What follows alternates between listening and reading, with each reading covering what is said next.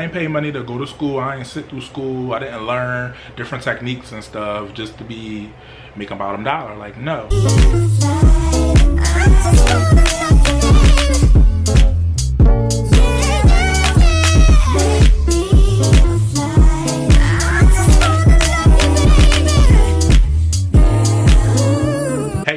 Leon, welcome back to my channel. If you're new here, you might as well hit subscribe already, because by the time you get to the end of this video, you're gonna be like, oh, okay, I fools with him, he cool, I can relate, let me keep up with him. So yeah, just go ahead and subscribe. So for today's video, I'm gonna go over 10 things that I think that you should know before you become an esthetician.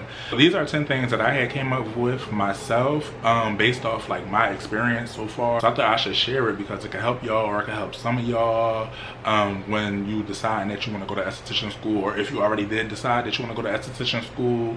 I just was like, oh, let me drop some gems for them. So with that being said, let's just get into this video. And if y'all see me looking down, that's because I had wrote notes down so that way I can stay on track and we can keep the video going. Also, if you hear background noise, let's just act like that it don't exist. The first thing that I think you should know, well, the first thing that I'm gonna say is don't do it for the money.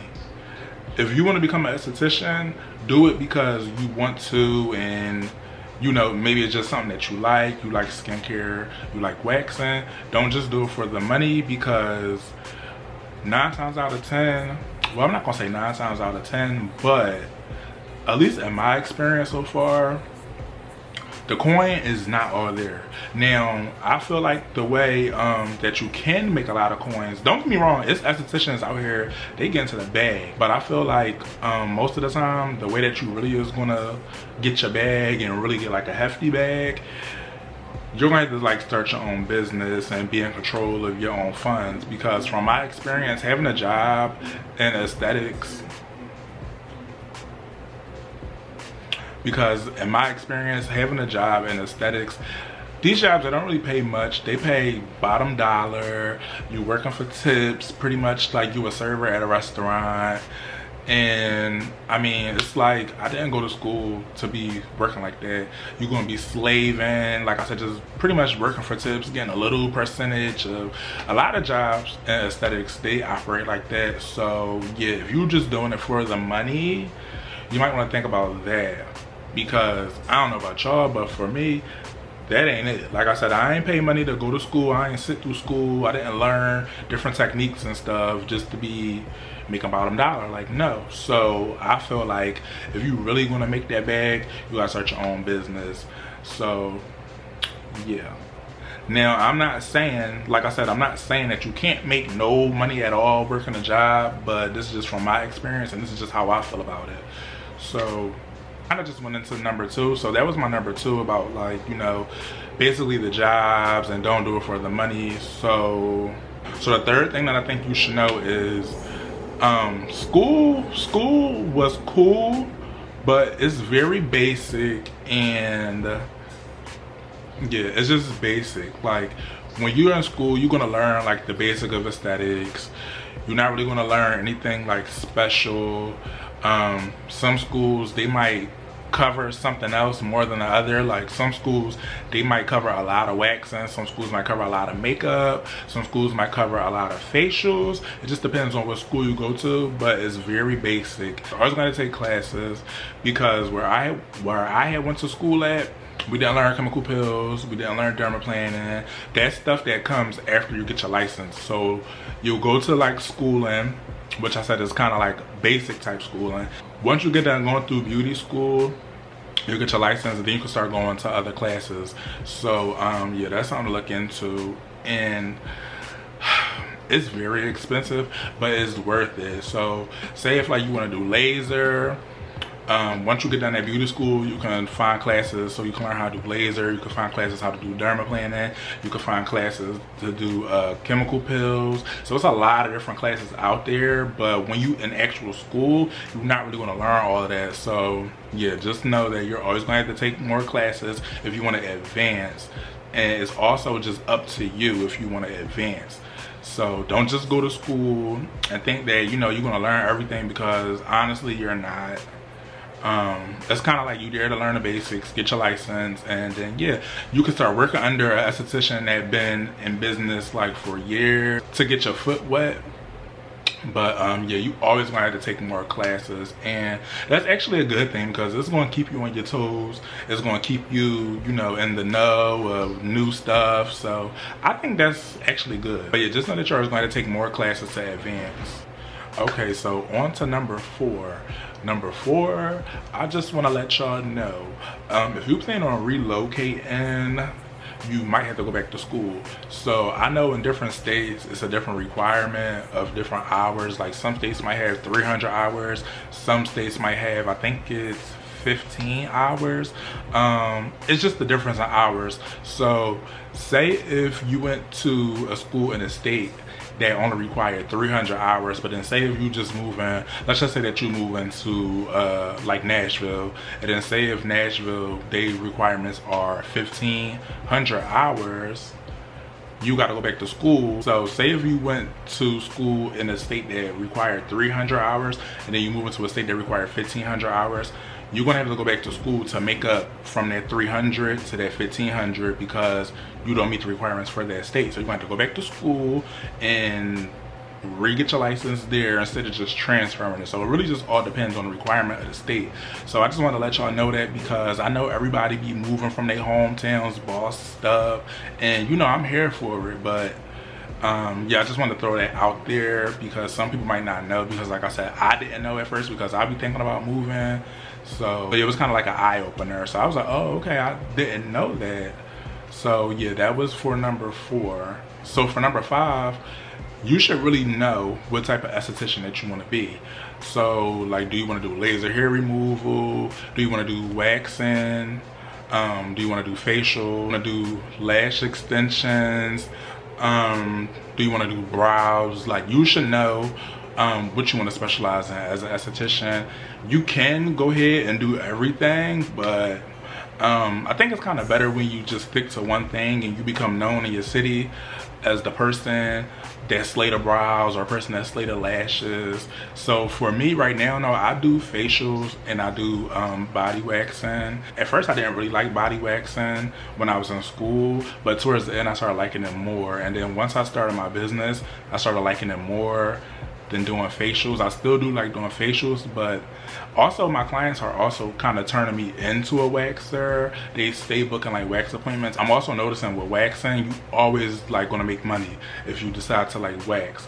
So I'm like, okay. And I like doing waxes too. So yeah, like I said, I love doing facials and I love doing waxes, but you gotta think like smart. So you always gonna get people that need to get waxes all year round because people go on trips, people go to places that's hot during the winter time. So it don't matter what time of the year it is, people always gonna want waxes. Now when you think about doing facials, you know, some people might start to budget, so they might decide that they don't want to get a facial this month, but people always gonna want to be nice and smooth and get rid of their body hair.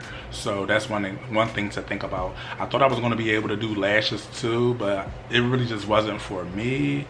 So yeah, you should just take into consideration like what type of esthetician do you want to be, and then you can build on that and then be known for that pop of person that slay the brows, that slay the lashes. Oh, you know, he or she get my waxes right, that's my wax girl, that's my wax boy. You should just know and then build a name off of that.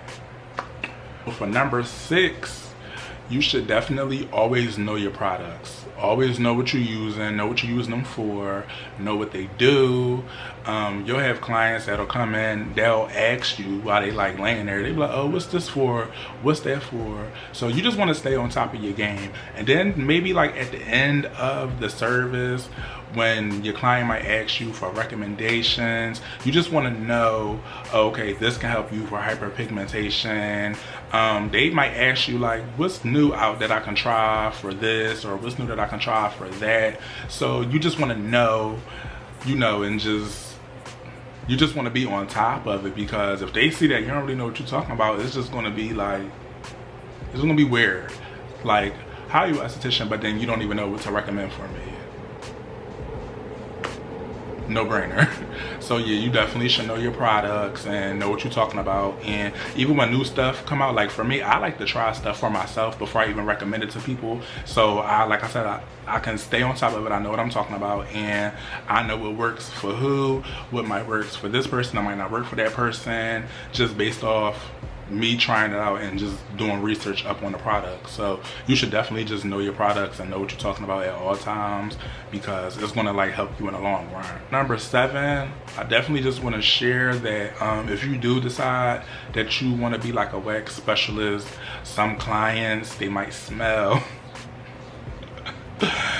Oh my God, some clients, they might smell. When I was working at a job doing aesthetics, I remember one client called trying to book an appointment for the same day, and she said she wanted to come right after the gym. And I'm just like, girl, why would you want to come and lay on these people's table and spread your kitty cat wide open, and like it's just not there.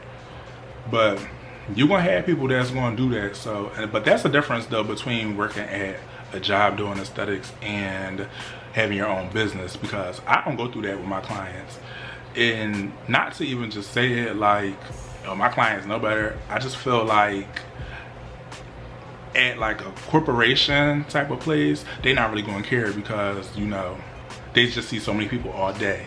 But when it's like your actual business, I feel like your own personal clients, they're gonna come, they're gonna be in tip-top shape, they're gonna be fresh, and yeah. But I mean, rightfully so, because I just feel like, why would you not be fresh if you about to get a wax? But yeah, you might deal with that. Some people might be a little sweaty, they might be a little smelly. So just, if you decide to be a wax specialist, just prepare for that, because at the end of the day, you're gonna have to just keep working through it. So yeah. Number 8, discounts. We love a good discount. So once you get your license, you can start getting products for like discounted prices. You can look online when it's time to restock for your studio or whatever business you got going on. You can get products sometimes for like a nice discount. You can even, it's a store, I forget the name of the store, but it's a store you can shop at, but only people that have a license can shop there. So it ain't just for everybody. You gotta be exclusive to shop there, okay? So that's a plus. It's just for us. You save you some coins and get you some discounted products. And for number 9, this is kind of more targeted to like the men that are estheticians out there.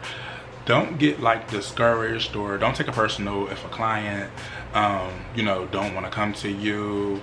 Let's just say like a female client, because they just might not be comfortable. It doesn't have anything to do with you like personally. That's just like their preference. I had a few times where, you know, it got a little weird, like working at a job, because they seen a guy was like working there.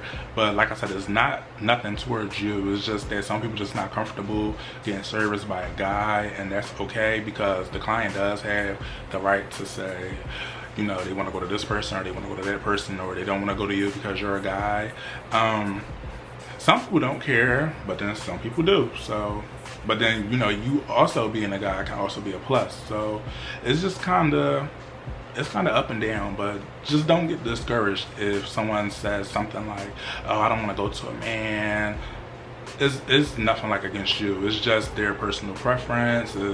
It just got everything to do with them, and that's fine, because for all the clients that don't want to come to you, it's going to be more that's going to want to come to you. So don't take it personal, don't get discouraged, still do your thing and still keep going. Also, I wanted to say, if you have like a first-time client, don't get discouraged either if they don't come back. Some people might just want to be coming to give you a play, they might be wanting to try you out, or I don't know, some people, they just don't come back. And it's not because it'd be anything bad, but I don't know, some people, they just come, they might just want to come once, they might come again, they might not. Just keep pushing. I'm trying to tell you, just keep pushing, because that's going to happen a lot, just in the name of the game. So for number 10, I just want to say, don't feel any kind of way if people that's like close to you, you know, friends, aunts, uncle, don't feel any type of way if they don't come to, you know, support your business or support what you're doing. Honestly, most of your supporters are all going to be strangers, people that you don't know. But that's kind of with anything. People that you don't know, they're going to be cheering for you the most. So don't really feel away if you know you got a lot of friends or you got family that never came to support you. Also, you got to remember that people have their own set people to do like their services. Like have your own barber, you might already have your own hairstylist. So people just, they like to stick to what they know. So again, it's never really nothing personal. That's just the name of the game. I know a lot of people, sometimes I see on social media, they be saying, oh, people that's closer to me don't support me. And I mean, that's true, but don't let it knock you off your toes. You gotta keep going. I know I said 10, but I just got one more. First impression is everything. Give a good first impression to all your clients, because it's everything. If a client is coming and they have a bad experience, you might as well nip that in the bud. I don't think they're coming back. They probably gonna tell folks that they didn't enjoy getting service from you. So yeah, I think a good first impression is greet your clients. I like to send out a reminder text. I like to come to my studio early, and I like to set up before a client gets here, because who want to make their client wait? That's a bad impression. So yeah, and they're gonna remember that too. They're gonna say, oh, he made me wait all along, so just have everything already set up, give a good impression, and I'm sure they're gonna be back. I'm sure they'll be back. And just be yourself. Those are some of the things I think y'all should know starting out as an esthetician. If you want me to do more, you can let me know in the comments, and I'll make another video with some more that I could think of. But this is what I have for right now. Don't forget to like, comment, and subscribe, and I'll see y'all in my next video. Thanks for watching.